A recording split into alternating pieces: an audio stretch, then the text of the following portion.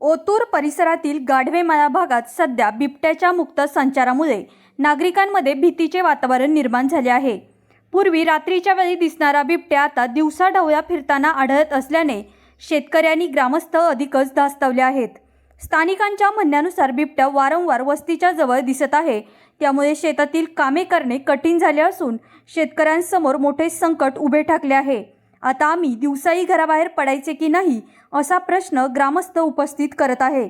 स्थानिक नागरिकांनी वनविभागाने तात्काळ कारवाई करून बिबट्याचा बंदोबस्त करावा अशी मागणी केली आहे। तोपर्यंत प्रशासनाने योग्य ती खबरदारी घेऊन परिसरात गस्त वाढवावी अशीही मागणी होत आहे।